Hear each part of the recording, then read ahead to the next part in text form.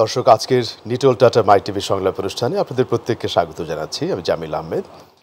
আমরা আজকে বিশেষভাবে এই সময়কালের আমরা যেটা নিয়ে ভাবছি, পবিত্র ঈদ উল আজহার ঈদ যাত্রা সেটি কতটা নিরাপদ হবে, আমাদের মানুষজন কতটা নিরাপদে বাড়িতে যেতে পারবে, আবার ফিরেও আসতে পারবে, সাথে প্রাসঙ্গিক কতগুলো বিষয়ে কথা বলবো। এবং এই জন্য আজকে এই বিষয়ের সাথে সংশ্লিষ্ট দুজন ব্যক্তিত্বকে আজকে আমরা আমন্ত্রণ জানিয়েছি। আমাদের সাথে এই মুহূর্তে আলোচনায় স্টুডিওতে যোগ দিচ্ছেন জনাব মোহাম্মদ শাহাবুদ্দিন খান, বিপিএম বার, হাইওয়ে পুলিশের প্রধান। স্যার, আপনাকে স্বাগত জানাচ্ছি আজকের অনুষ্ঠানে। ধন্যবাদ। এবং একই সাথে আমাদের সাথে এই মুহূর্তে স্টুডিওতে আছেন Kazi Saifun Nawaz, assistant professor, accident research institute, BUET প্রকৌশল বিশ্ববিদ্যালয়। স্যার, আপনাকেও স্বাগত জানাচ্ছি। ধন্যবাদ। আমরা মূলত এই অনুষ্ঠানে প্রতিনিয়তই যেই সাম্প্রতিক বিষয়ে কথা বলি, আজকে এই বিষয়ে স্যার শাহাবুদ্দিন স্যার আপনার কাছে আসি। সাধারণ জনগণের একটা কনসার্ন থাকে, আপনারা সবসময় এই কথা প্র্যাকটিক্যাল রিয়ালিটিগুলো ফেস করেন যে ঈদ যাত্রা কতটা নিরাপদ হবে। এটিকে ঘিরে সরকারের যেমন কিছু ইনিশিয়েটিভ থাকে, প্লাস মানুষেরও সচেতনতার কথা বলা হয়, যে মানুষ যাতে সচেতনভাবে কোনো আনওয়ান্টেড কিছু না করে, সেরকম নিশ্চয়ই কিছু আপনাদেরও প্রস্তুতি বা কিছু কার্যক্রম থাকে। সামগ্রিকভাবে সেগুলো দিয়ে একটু শুরু করি, পরে অন্য আলোচনা আবার যাবো। Please sir. জি, আপনাকে অসংখ্য ধন্যবাদ এবং দর্শক শ্রোতাদেরকেও ধন্যবাদ জানাচ্ছি এবং অগ্রিম ঈদ মোবারক জানাচ্ছি। ঈদ মোবারক। ইতিমধ্যে ঈদ যাত্রা শুরু হয়েছে, আর বেশ সপ্তাহখানেক আগে থেকেই। তো আমাদের এবার যেহেতু কোরবানির ঈদ এবং সেক্ষেত্রে পশুবাহী যানবাহনগুলো কিন্তু চলাচল শুরু হয়েছে, এখন পুরাদমে চলছে। আমাদের জাতীয় জীবনে এই দুইটা ঈদ এবং ঈদকে কেন্দ্র করে যে আমাদের চলাচল, যাওয়া আসা, যেটাকে আমরা সংক্ষেপে ঈদ যাত্রা বলছি, এটা খুবই গুরুত্বপূর্ণ এবং একটা বড় ইভেন্ট। বিশেষ করে আমাদের দেশে এই ঈদ যাত্রা কিন্তু আমাদের একটা ঐতিহ্য। কারণ আমরা বাঙালিরা, আমাদের কিন্তু একটা নারীর টান আছে, সেটা আমরা অনুভব করি যখন দেখি যে লক্ষ লক্ষ কোটি কোটি মানুষ যখন ঈদের সময় আমাদের স্বজনের সাথে ঈদ করার উদ্দেশ্যে কিন্তু নারীর টানে আমরা দেশের বাড়ি যাই। সেইটাকে, সেই যে আমাদের যে ভালো লাগা, আমাদের যে আনন্দ, এই বিষয়টাকে মাথায় রেখেই ঈদ এবং ঈদ যাত্রাকে নিরাপদ স্বাচ্ছন্দ্যময় করার জন্য কিন্তু সরকারের সবসময় প্রচেষ্টা থাকে। এবং সরকারের বিভিন্ন অঙ্গ হিসাবে বিভিন্ন সংস্থা এবং সর্বোপরি বাংলাদেশ পুলিশ, যারা আমরা নিরাপত্তার মূল দায়িত্বে থাকি, এবং তারই অংশ একটি স্পেশালাইজড ইউনিট হিসেবে হাইওয়ে পুলিশ, আমাদের এই দায়িত্ব পড়ে। এবং সে কারণে কিন্তু আমরা ব্যাপক প্রস্তুতি নিয়ে থাকি। বিশেষ করে বেশ কিছু সংস্থা, যেহেতু সরকারি বেসরকারি সংস্থা এইটার সাথে যুক্ত, এটাকে সম্পূর্ণ নিরাপদ এবং সুশৃঙ্খল করার জন্য, এই জন্যই বেশ মাসখানেক আগে থেকেই কিন্তু আমরা বেশ সমন্বয় সভা হয়, অনেকগুলো সমন্বয় সভা হয়। আমাদের পুলিশ হেডকোয়ার্টার মাননীয় আইজিপি মহোদয়ের নেতৃত্বে হয়, আমাদের স্বরাষ্ট্র মন্ত্রণালয়ের মাননীয় স্বরাষ্ট্রমন্ত্রীর সভাপতিত্বে আমরা সমন্বয় সভা করি, আমাদের সড়ক পরিবহন ও সেতু মন্ত্রী মাননীয় ওবায়দুল কাদের মহোদয়ের নেতৃত্বে সভাপতিত্বে সভা হয়, এবং সর্বশেষ সেদিনে গত পরশু দিন মুখ্য সচিবের সভাপতিত্বে কিন্তু আমরা মাননীয় প্রধানমন্ত্রীর অফিসেও কিন্তু একটি সমন্বয় সভা হয়েছে। তার মানে সরকার এটাকে সবচেয়ে গুরুত্ব দেয়, কারণ এখানে জনস্বার্থ, জনকল্যাণ নিহিত রয়েছে, এবং সেটি মাঠ পর্যায়ে বাস্তবায়নে মূলত শৃঙ্খলা এবং নিরাপত্তার মূল দায়িত্বটা বাংলাদেশ পুলিশের উপর আসে। এবং হাই পুলিশের প্রধান হিসেবে আমরা বলতে পারি মূলত মহাসড়কে এই যে সমন্বয় সভাগুলি হলো, সেখানের মূল রেকমেন্ডেশনগুলো বা অ্যাক্টিভিটিগুলো কি প্রস্তাব করা? মূল অ্যাক্টিভিটিগুলো যদি বলি তাহলে এটা দুইভাবে এসেছে। একটা তো আমাদের দায়িত্ব, আমরা কি কি ব্যবস্থাগুলো নিয়ে থাকি, কারণ এটি একটি এমন যাত্রা যে সাধারণ সময়ের মতো কিন্তু নয়। এটি একটি বিশেষ ধরনের, হঠাৎ 1-2-3 দিনের মধ্যে আমাদের ঢাকা শহর থেকে প্রায় ধরেন 1.5 কোটি 2 কোটি মানুষ যখন চারিদিকে বেরিয়ে যায়, আমাদের যে রাস্তার যে প্রশস্ততা, যে ক্যাপাসিটি, আমাদের যানবাহনের যে সংখ্যা, সুতরাং এটি একটি বিশেষ যাত্রা, আনন্দ যাত্রা, ঈদ যাত্রা। সেই সময় আমাদের ব্যবস্থাগুলো কিন্তু বিশেষ নিতে হয়, আমাদের ডেপ্লয়মেন্ট বেশি থাকে। আমরা যেমন ওয়াচ টাওয়ার করি, যে সমস্ত জায়গায় দরকার এটা দেখার জন্য সাব কন্ট্রোল রুম স্থাপন করে থাকি, আমরা স্পেশাল পেট্রোল এবং পিকেটের ব্যবস্থা করে থাকি, আমরা এই মোটরসাইকেল পার্টিগুলো দিয়ে থাকি, যাতে এই সময়টাতে ওই যে ভিড়ের মধ্যে, যানজটের মধ্যে যাতে সহজেই সেখানে পৌঁছাতে পারে। আমাদের র্যাকার রাখি, যাতে এগুলো এবং সারা বাংলাদেশে যত র্যাকার আছে, অন্যান্য সংস্থার আছে, সেগুলো সমন্বয় সাধন করে বিকল হলে যাতে সেগুলোকে অপসারণ করা যায়। অ্যাম্বুলেন্স কোনো দুর্ঘটনা ঘটলে তাদের প্রাথমিক সেবা দেওয়া যায়, তাদেরকে হসপিটালাইজড করা যায়। আর বিশেষ করে সেবাটাকে আমাদের বিশেষ করে পুলিশের দক্ষতা এবং সেবার মান উন্নয়নের জন্য আমরা কতগুলো কিন্তু প্রযুক্তিগত জ্ঞান ব্যবহার করি বা প্রযুক্তির ব্যবহার করে থাকি। ইতিমধ্যে জানেন যে ঢাকা চট্টগ্রাম মহাসড়কে সিসি ক্যামেরার আওতায় এসেছে, এটা আধুনিকভাবে আমরা ব্যবহার করছি। আমাদের হাইওয়ে পুলিশের সকল সদস্য ডিউটিগুলো বডি অন ক্যামেরার আওতায় আমরা এনেছি, সেখানেও আমরা এর একটা সুফল পাচ্ছি। আমরা গতবার ড্রোন পর্যন্ত ব্যবহার করেছি ট্রাফিক ম্যানেজমেন্টে এবং যানজট নিরসনে, এবং সেটা বেশ ফলদায়ক হয়েছে। যেখানে গুরুত্বপূর্ণ জায়গাগুলোতে আপনার বেশি যানজট হয়, সেই সমস্ত জায়গাগুলোতে আমরা গাড়ির মেরামতকারী যারা আছে তাদেরও একটা তালিকা করে কিন্তু আমাদের কন্ট্রোলে রাখি এবং আমাদের টাচে থাকে, যাতে দ্রুতই এই সার্ভিসটা দিয়ে আমরা রাস্তাকে সচল রাখতে পারবে। এভাবে নানানভাবে কিন্তু আমরা এই আয়োজনটা করে থাকি। এর সাথে আপনার বিআরটি এর অনেকগুলো ব্যবস্থা থাকে, তাদের ম্যাজিস্ট্রেট থাকে। মেনলি যেটা বলছিলেন যে সিদ্ধান্তগুলো কি, এই স্বাচ্ছন্দ্যময় এবং আনন্দময় এবং স্বস্তিদায়ক এবং নিরাপদ ঈদযাত্রা নিশ্চিতকল্পে আমাদের স্ব অবস্থান থেকে আমাদের যার যে দায়িত্ব আছে, যেটা ওয়েল কোঅর্ডিনেটর এবং সবাই যাতে ভূমিকা রাখি। বিশেষ করে আমাদের অংশীজন যারা রয়েছেন, আমাদের এই পরিবহন সেক্টরের মালিক রয়েছেন, শ্রমিক রয়েছেন, যারা চালক রয়েছেন, তাদেরও কিন্তু একটা বিরাট দায়িত্বশীল ভূমিকা থাকে। তারা যাতে ট্রাফিক আইন মেনে চলে ধৈর্যের সাথে, সহনশীলতার সাথে, একটা সংবেদনশীলতার সাথে যাতে গাড়ি পরিচালনা করেন, সেই বিষয়গুলো যাতে হয়, সেগুলো আমরা প্রচার তাদের ভূমিকা হয়। স্যার, আপনি আরো বলবেন। ধন্যবাদ, আপনি শুরু করলেন। মূলত আমরা এই আলোচনাটি যখন করছি এবং সাইফুন নিয়াজ ভাই আপনার কাছে আসি, যে আপনি নিজে লক্ষ্য করেছেন গণমাধ্যমে প্রতি বছরই ঈদের পরের যেই নিউজ পেপারটি বের হয়, এতগুলো ইনিশিয়েটিভের পরেও তারপরেও কিন্তু বিভিন্ন রেকলেস ঘটনা, অ্যাক্সিডেন্ট সেগুলো থাকছে। সেক্ষেত্রে অনেকেই বলছেন যে নিয়মকানুন এটাকে স্ট্রেনথেন করাটা যেমন জরুরি, তার পাশাপাশি জনগণকে সচেতন করা, সম্পৃক্ত করা, যারা এই যে 1.5-2 কোটি মানুষ অল্প টাইমে ছুটে যাচ্ছে। আপনাদের কিছু অ্যানালিসিস সেক্ষেত্রে কীরকম? আচ্ছা, প্রথমেই আসলে ঈদ যাত্রার ব্যাপারটা যদি বলি, যে ঈদুল আজহা, এই কোরবানির ঈদের একটা বিশেষ তাৎপর্যটা হচ্ছে যে আপনার ঈদুল ফিতরে দেখা যাচ্ছে যে ঢাকা শহরটা খালি হয়ে যায় অনেকটা দেখা যাচ্ছে, বাট ঈদুল ফিতরে কিন্তু ব্যাপারটা সেরকম হয় না। মানুষ যখন যায় ঈদুল আজহাতে, কিন্তু সেই জায়গাতে কিন্তু দেখা যাচ্ছে অনেক পশুবাহী যখন গাড়ি বা সেই রিলেটেড যখন মানুষজন চলে আসে, আপনি দেখবেন যে মানে ঈদের দুইটা ব্যাপার খুব কমন, একটা হচ্ছে যানজট এবং একটা হচ্ছে দুর্ঘটনা। তো যানজটটা দেখা যাচ্ছে যে ঢাকা শহরে কিন্তু ওই ঈদ কেন্দ্রিক যে হাট বসে সেখানে লেগে থাকে, পাশে মহাসড়কেও কিন্তু ওই যে পশুবাহী পণ্য যখন ট্রাকগুলো চলাচল করে যানজটটা লেগে থাকে। এবং তারপরে যেটা হয় যে, এবং পুলিশেরও কিন্তু একটা নজরদারি সেখানে থাকে। তো এই জায়গা থেকে বিগত প্রায়, যদি আমি গত 10 বছরে মানে এর সাথে একটু কম্পেয়ার করি, বিগত 3-4 বছরে আমাদের স্টেক হোল্ডার যারা রয়েছে, বিশেষ করে যারা এই রোড সাইডে কাজ করে, ইঞ্জিনিয়ারিং ডিপার্টমেন্ট, পুলিশ ডিপার্টমেন্ট, তারা কিন্তু একটা ভালো দক্ষতার পরিচয় দিয়েছেন যে যানজটটা কিন্তু আমরা ঈদের সময়, আগে ছিল টানা 3-4 দিনের যানজট হতো, এখন কিন্তু যানজটটা চলে আসছে অন্তত একটা দিন তো কয়েকটা রোডে চলে আসছে। অর্থাৎ এই জায়গাতে কিন্তু একটা সফলতা দেখাতে পেরেছে এবং নজরদারিটার জন্য কিন্তু কাজ করে যাচ্ছে। বিশেষ করে হাইওয়ে পুলিশ বেশ কিছু উদ্যোগ আমরা জানলাম এবং দেখেছিও যে এই কাজগুলো করার ফলেই কিন্তু এগুলো হচ্ছে। কিন্তু ঈদের পরে ইউজুয়ালি যেটা হয় যে ঈদের আগে যে পরে মনিটরিংটা থাকে, স্বাভাবিকভাবে ঈদের দিন থেকে শুরু করে ঈদের কয়েকদিন পরে এই মনিটরিংটা আমার কাছে মনে কিছুটা শিথিল হয়ে যায়। এই সুযোগটা আসলে দেখা যাচ্ছে অনেক চালক বা অনেক মালিক হয়তো নিয়ে ফেলে।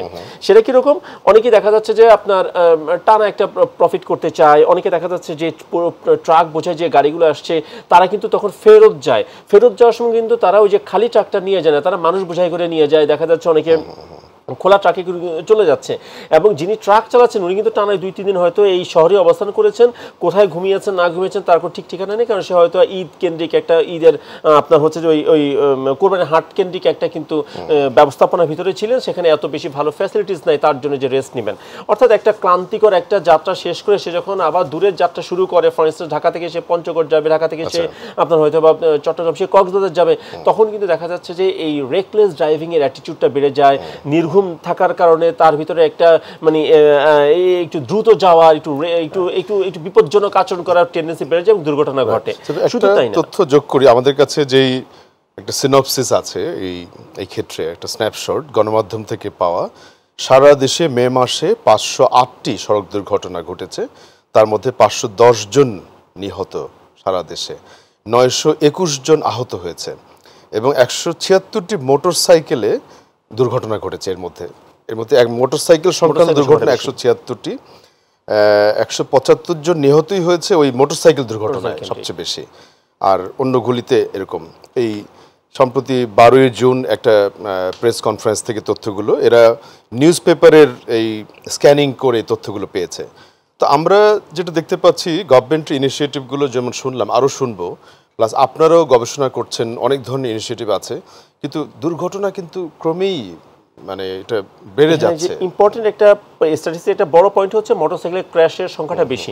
একটু খেয়াল করে দেখেন, আগে এই ট্রেন্ডটা ছিল না, গত 2-3 ঈদে দেখা যাচ্ছে মোটরসাইকেলটাকে কিন্তু এখন আমরা একটু দূরপাল্লার যান হিসেবে কিন্তু ব্যবহার করছি, এবং সেই জায়গাতে দেখা যাচ্ছে যে মানে অনেক ব্যাগ অ্যান্ড ব্যাগেজ নিয়ে যখন 3-4 জন সহ একটা ফ্যামিলি যাত্রা শুরু করে, এই মোটরসাইকেল এমনিতে কিন্তু ভালনারেবল একটা ভেহিকেল। এত হাইওয়েতে চলার মতো না। অর্গানাইজেশন দুটো গ্রুপকে মানে ভালনারেবল বলেছে রোড সেফটিতে, একটা হচ্ছে পেডিস্ট্রিয়ান, একটা হচ্ছে এই মোটরসাইক্লিস্ট যারা রয়েছে তাদের, টু হুইলার যারা তাদেরকে। এখন এই এমনিতেই ভালনারেবল ভেহিকেল, তারপর যখন আমি 3-4 জন যাই বা হচ্ছে ব্যাগ এন্ড ব্যাগেজ নিয়ে যে ভারসাম্যটা নষ্ট হয়ে যায়, এবং সেও চলে কার সাথে, সে কিন্তু রাস্তাটা শেয়ার করছে একটা হাই স্পিড বাসের সাথে। একটা বাস যখন তার পাশ দিয়ে চলে যায়, এই যে বাতাসের প্রেসারটা কিন্তু দেখা যাচ্ছে যে মানে এক্সপার্ট ড্রাইভার ছাড়া, ভালো সিসির মোটরসাইকেল ছাড়া কিন্তু ডিফিকাল্ট এটা ইয়া করা। তারপর দেখা যাচ্ছে মোটরসাইকেল চালকরা এমনিতেও কিন্তু আমাদের দেশে একটু তারা রেকলেস চালায়, ওভার স্পিড চালায়, ডান বাম ইন্ডিকেটর দেওয়ার একটা ব্যাপার থাকে, সেই ব্যাপারটা করে না, কারণ সে তো সারা বছর হয়তো চালিয়েছে শহরের এনভায়রনমেন্টে, একটু লো স্পিডের ভেহিকেলের সাথে কম্পিট করেছে। আজকে সে হয়তো 3-4 দিনের জন্য সে হাই স্পিডের ভেহিকেলের সাথে শেয়ার করছে, 300 কিলোমিটার দূরে এবং যাত্রাও করছে 300-400 কিলোমিটার।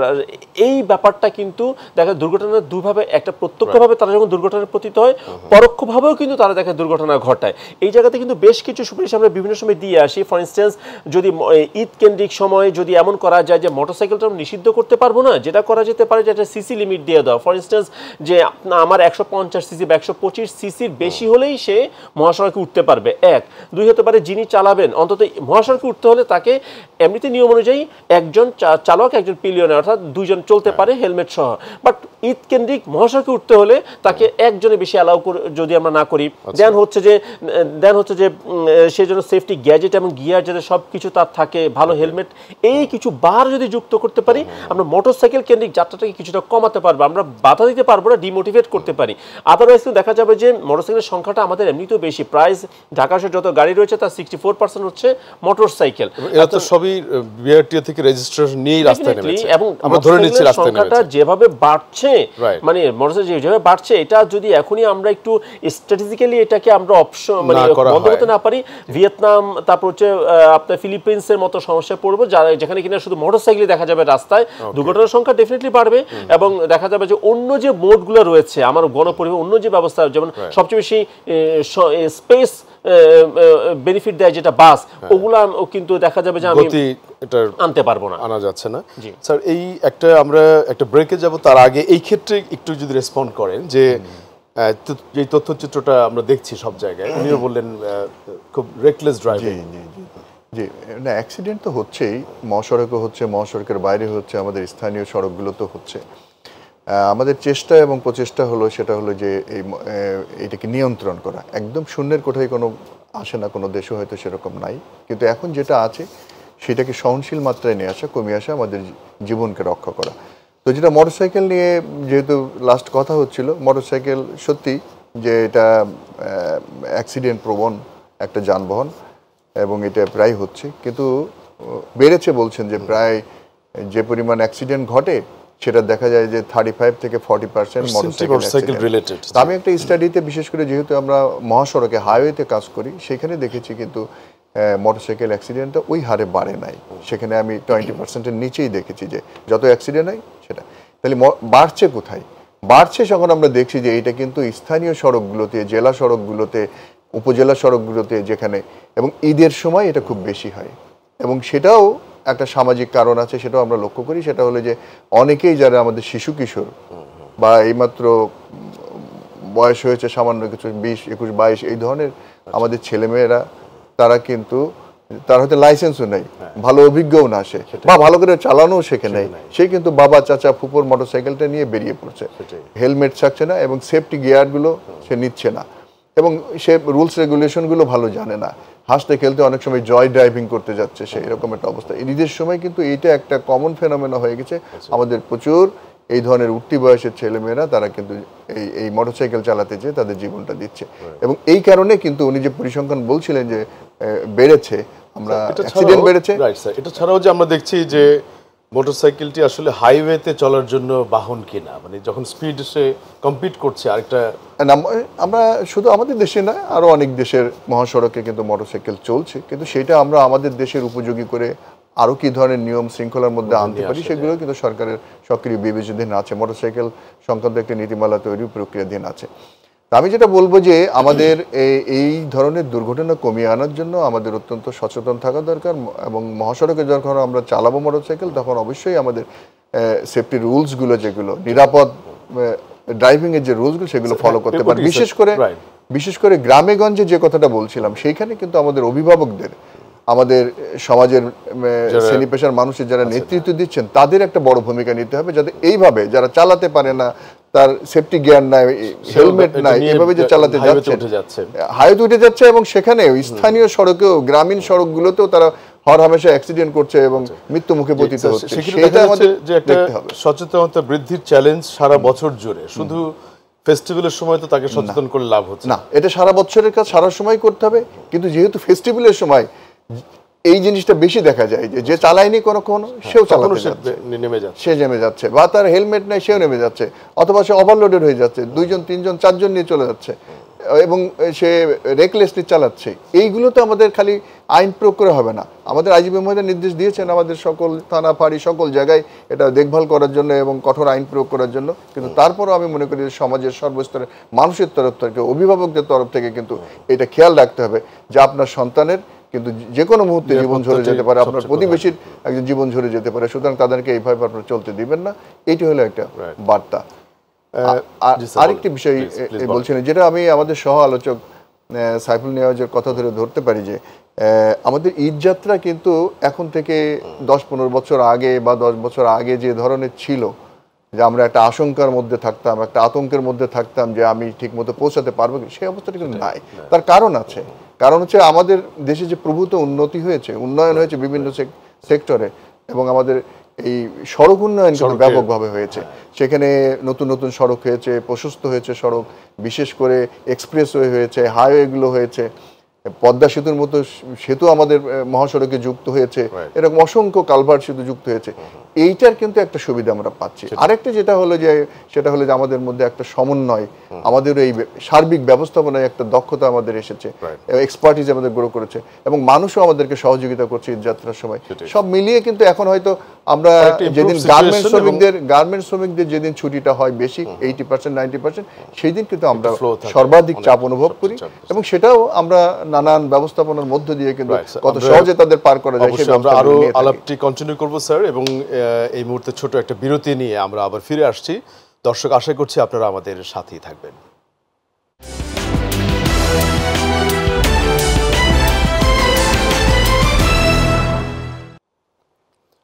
বিরতির পরে আবারও স্বাগত জানাচ্ছি আজকের নিটল টাটা মাই টিভি সংলাপ অনুষ্ঠানে। আপনাদের সাথে আছি আমি জামিল আহমেদ।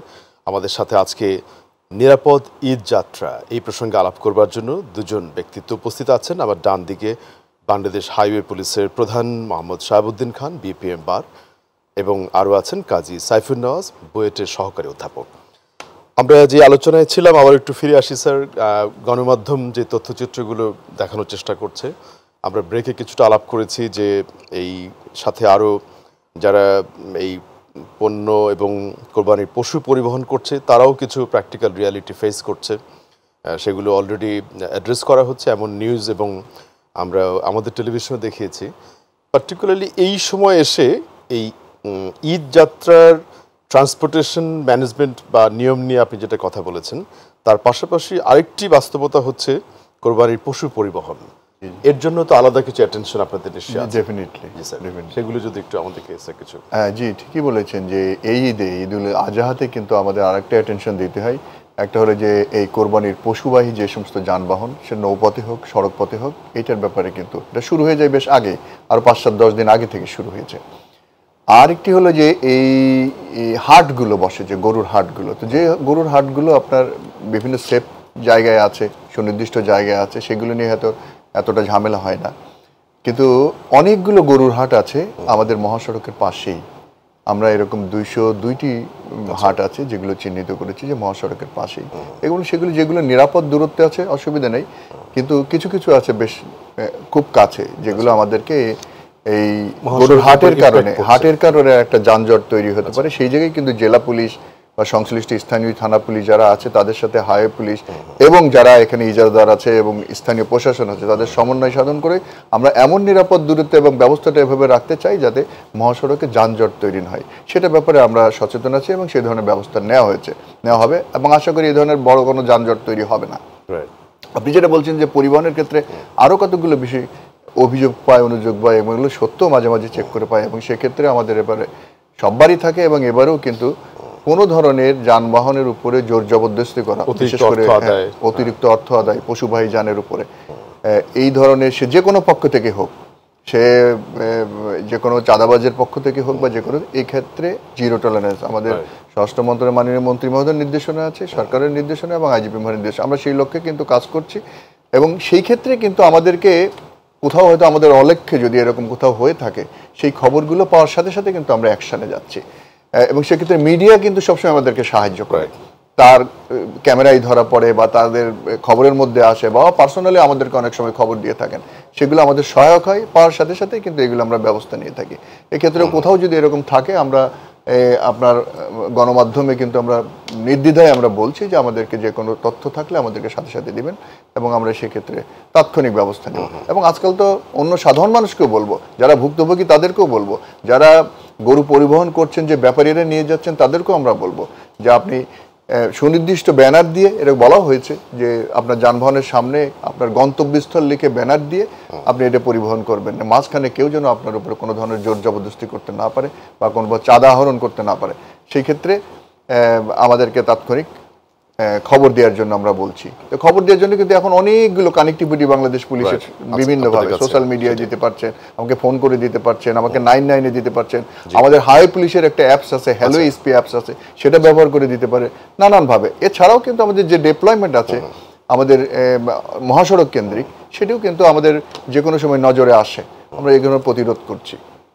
স্যার, এই যে আপনি প্রযুক্তিগত অ্যাডভান্সমেন্টের কথা বললেন, আমাদের যে তথ্যপাত্রতা দেখা যায় বাংলাদেশে অনেকেই ইন্টারনেট সংযোগ তাদের হাতে আছে, অনেকেই ফোন কানেক্টিভিটি আছে। যেমন সম্প্রতি আমরা ঢাকার এই বইমেলায় দেখলাম যে মেসেজ টু কমিশনার একটা নতুন চালু করা হয়েছে, M2C এরকম। আপনি যেটা বললেন hello SP, hello HP, hello highway police, HP, এগুলো কি মানুষকে আরো এক ধরনের অ্যাওয়্যার করা বা মানুষ যাতে সেগুলিতে কানেক্টিভিটি বাড়াতে পারে, জানাতে পারে বা সেবা নিতে পারে, এটি কোনো অ্যাওয়ারনেস রেজিং এর কোনো ইনিশিয়েটিভ কি আপনাদের? আমরা নিয়েছি, হয়তো পর্যাপ্ত হয়নি, আমরা এটা বলছি, সব জায়গায় বলছি, সাংবাদিকদের সাথেও আমরা ব্রিফিং করছি এবং আমরা আমাদের এই অ্যাপসটা যাতে ম্যাক্সিমাম মানুষ ডাউনলোড করে রাখে সেই ক্যাম্পেইনগুলো আমরা করছি এবং এটা ফলদায়ক হচ্ছে, আমরা পাচ্ছি। এবং বিশেষ করে এই অ্যাপসটার মধ্যে একটা ফিচার আছে এরকম, আমাদের যে হ্যালো এসপি অ্যাপসের কথা যেটা বলছি, সেখানে আপনি যদি একটা বাটন আছে, ইমার্জেন্সি বাটন আছে, সেটাতে যদি ক্লিক করেন তাহলে কোনো ফোন নাম্বার ছাড়াই, কোনো ধরনের ফোন নাম্বার ছাড়াই অটোমেটিক তার নিকটতম, সবচেয়ে নিকটতম যে পেট্রোল পার্টি আছে হাইওয়ে পুলিশের, সে রেসপন্স করতে পারছে। সুতরাং এটা সরাসরি কানেক্টিভিটি একদম। আর 99-ও কল করে আমাদেরকে এটাকে জানানো সম্ভব। আমরা নিশ্চয়ই চাইবো যে জনগণ সেগুলো সেবা নেবেন। আমি একটু সাইফুল ভাই আপনার কাছে আসি, বিশেষ করে আপনারা যেই রিসার্চ করছেন এবং নিশ্চয়ই রিসার্চের পরে কিছু রেকমেন্ডেশন, রেমেডি সাজেস্ট করেন।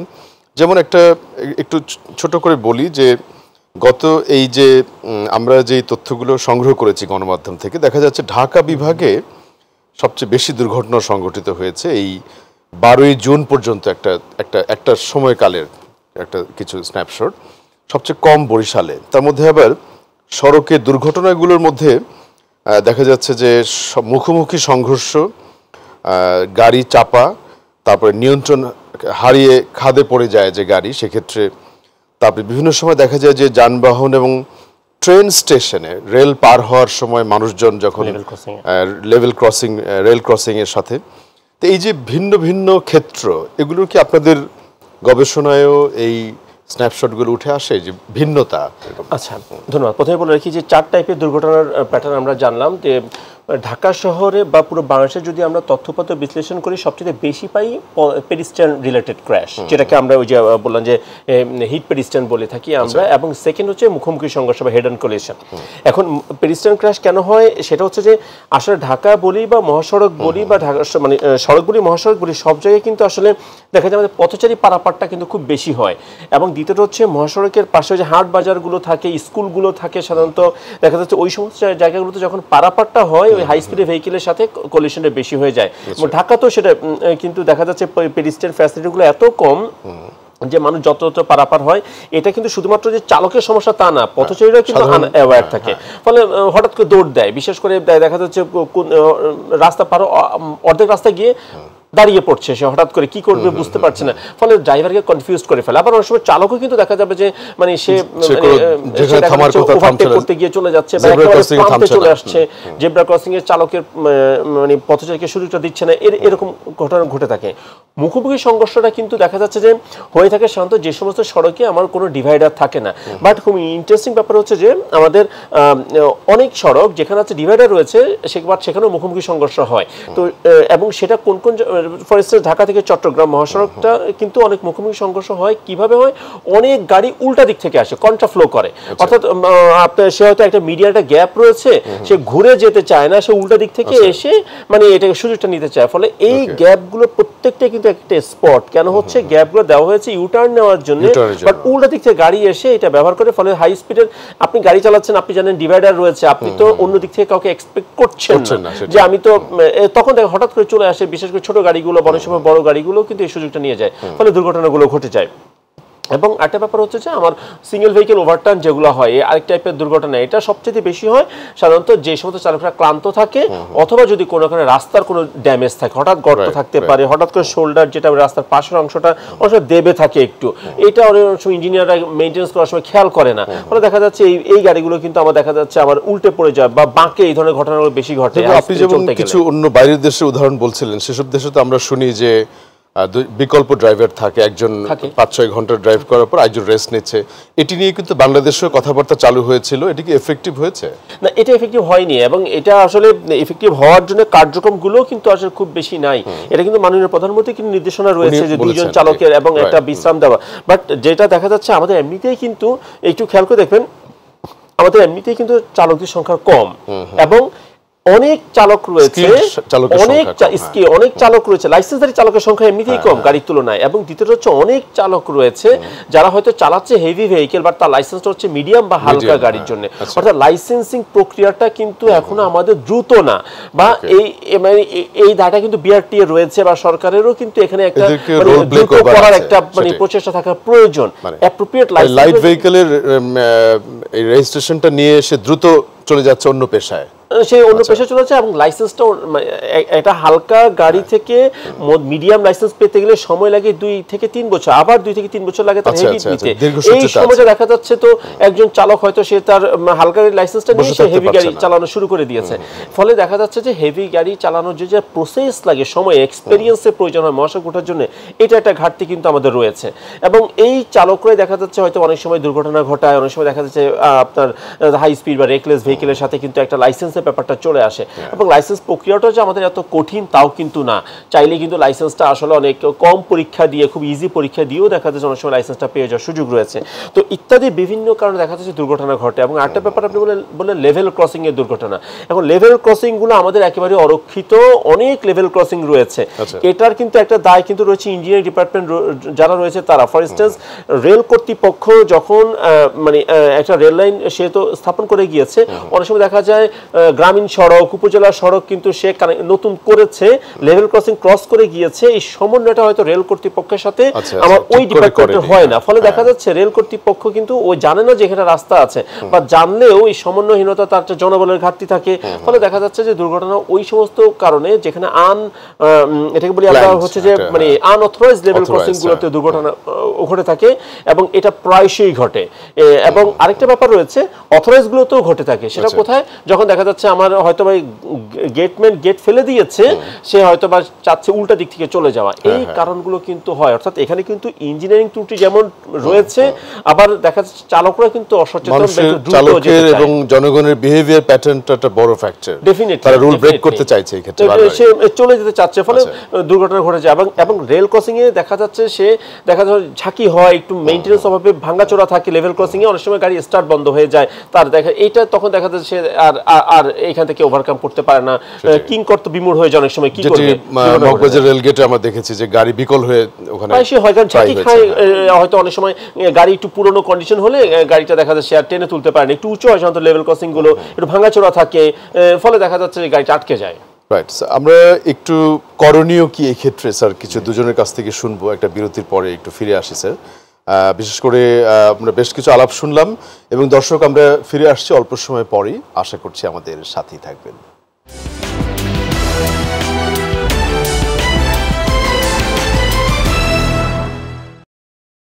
নিটল টাটা মাই টিভি সংলাপে সর্বশেষ বিরতির পরে আরও একবার স্বাগত জানাচ্ছি জামিল আহমেদ। আজকে আমাদের সাথে আলোচনায় দুজন অতিথি স্টুডিওতে আছেন, শাহাবুদ্দিন খান বিপিএম বার হাইওয়ে পুলিশের প্রধান এবং কাজী সাইফুন নওয়াজ বুয়েটের সহকারী অধ্যাপক। আমরা মূলত এই রাউন্ডে আজকের আলোচনাটিকে র্যাপ আপ করতে চাই এক ধরনের স্বল্প পরিসরী এই সময়কালে ঈদ যাত্রায় নিরাপদ যাত্রার জন্য করণীয়গুলো সম্পর্কে আমরা শুনেছি। তারপরেও স্যার আপনার কাছ থেকে শুনি যে কিছু সাজেশন বা ভবিষ্যতের করণীয় বা প্র্যাকটিক্যাল রিয়ালিটি যেটাই আপনি বলেন এই মুহূর্তে। জি, বিশেষ করে আমরা সর্বশেষ সড়ক দুর্ঘটনা নিয়ে আলোচনা করছিলাম, আর ঈদের সময় কিন্তু এই আলোচনাটা আরও বেশি হয়। এবং আমরা কয়েকটা ঈদের যে অভিজ্ঞতা দেখি সেখানেও দেখেছি যে যতটা না আমরা ঈদ যাত্রার সময়, ঘরমুখী যাত্রার সময় যে সড়ক দুর্ঘটনা দেখি, তার থেকে বেশি কিন্তু ফিরতি যাত্রায় আমরা বেশ কয়েকটা বড় দুর্ঘটনা আমরা দেখেছি। তো সেই ক্ষেত্রে এই আমরা যে বিষয়গুলোর প্রতি আমরা দর্শকদেরকে বলবো, যারা এই যাত্রায় সামিল হচ্ছেন তাদের জন্য বলবো, আর যারা আমাদের মেনলি স্টিয়ারিং যার হাতে আছে চালককে বলবো যে আমরা অনিরাপদ ঝুঁকিপূর্ণ যাত্রার জন্য পরিহার করি। আমরা বিশেষ করে কতকগুলো দেখি যে ঈদের সময় খোলা ট্রাকে, পিক আপে, মালবাহী গাড়িতে নানানভাবে কিন্তু অনেক সময় যাওয়ার চেষ্টা করেন। এইটা যে কত বড় ঝুঁকিপূর্ণ, হয়তো আমরা যাচ্ছি কিন্তু আমি যদি কোথায় যাচ্ছি, কার কাছে যাচ্ছি, আমার স্বজনের কাছে যাচ্ছি, তার টানে আমি যাচ্ছি, সে কিন্তু চেয়ে আছে আমার উপস্থিতির জন্য, সে অপেক্ষা করছে। সুতরাং আমাকে কিন্তু তার কাছে পৌঁছানোর জন্য যত ধরনের সতর্কতা আছে এটা আমাকে অবলম্বন করতে হবে। এটি কোনো যুক্তি নয়, তারা কিন্তু অনেক সময় পাবলিক রিঅ্যাকশন আমাদের কাছে প্রকাশ করেছে যে যানবাহনের অপ্রতুলতার কারণেই তারা এই রিস্কগুলো নিচ্ছে। এটি কখনোই এটাও যেমন খানিকটা সত্য, আবার খানিকটা এটাও ঠিক। আমরা দেখছি যে একটা বাস আছে, সেটা তার মধ্যে যাত্রী নেয়ার মতো অবস্থা আছে, কিন্তু সে কিন্তু এটা যাচ্ছে না, সে খুঁজছে অন্য একটি ঝুঁকিপূর্ণ অনিরাপদ যাত্রার দিকে। দুইটাই আছে, কিন্তু আমরা যত বেশি সচেতন হব, সংবেদনশীল হব, আমার যে স্বজনের টানে যে আমি যাচ্ছি তার প্রতি যত বেশি সে আমাকে সশরীরে উপস্থিত দেখতে চাচ্ছে, তা আমার উপস্থিতিটা তার কাছে আকর্ষণীয় প্রধান উদ্দেশ্য, সেইটা কিন্তু খেয়াল রেখে যদি আমি করি, তাহলে কিন্তু আমার একটু সময় বেশি লাগলেও আমি করবো। এটি যেমন একটি বিষয়। আরেকটি বিষয় হলো আমি বলবো যে আমাদের চালকদের জন্য, তার হাতে যেহেতু স্টিয়ারিং থাকে, সে কিন্তু তার সাবধানতা, সতর্কতা এবং তার সেফ ড্রাইভিংয়ের রুলগুলো মেনে সে যদি ধৈর্যের সাথে গাড়ি চালায়, তাহলে কিন্তু আমাদের গিভেন সিচুয়েশন আছে, একটা ঈদের সময় একটা বাস্তবতা আছে, সেই বাস্তবতা মেনে নিয়েই তো আমাকে গাড়ি চালাতে হবে। আমাদের রোডের একটা বাস্তবতা আছে, সেই বাস্তবতা মেনে নিয়েই তো আমাকে চালাতে হবে। এভাবে যদি আমরা চালাই তাহলে কিন্তু অনেক দুর্ঘটনা এড়ানো সম্ভব হবে।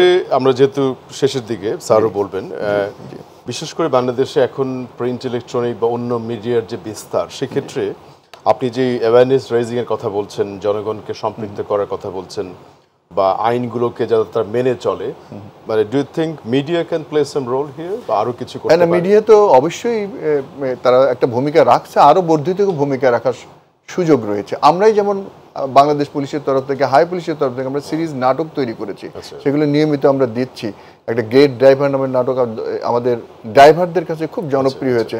একটা করে আমরা যখন ছোট ছোট নাটকগুলো ছাড়ি, দেখা যায় যে মিলিয়ন মিলিয়ন ভিউ হয়, তারা দেখে এবং তাদের রিয়াকশনও আমরা পেয়েছি। ডিজিটাল মিডিয়াতে যাচ্ছে, আমরা আমাদের ডিজিটাল মিডিয়া, সামাজিক মাধ্যমে আমরা দিচ্ছি, টেলিভিশনও দিয়েছি। এভাবে আমাদের তরফ থেকে কিন্তু সর্বপ্রকারের একটা প্রচেষ্টা আছে আমাদের সড়ক ব্যবহারকারীদের অ্যাওয়ার করার জন্য। সেটা মিডিয়াতে আরো বর্ধিত ভূমিকা রাখতে পারে এবং মিডিয়া রেখে চলেছে। এবং এই কারণে কিন্তু আমরা যখন এই যে টক শো বলেন, বা বিভিন্ন মিডিয়া ব্রিফিং বলেন বা অন্য জায়গায়, এবারে আপনারা কিন্তু আমরা represent দেখবেন করছেন সেখানে। এবারে কিন্তু হাইওয়ে পুলিশ কিন্তু একটা বিশেষ, আমরা একটা প্রতিপাদ্য বা স্লোগানের মতো প্রত্যেকবার নিই।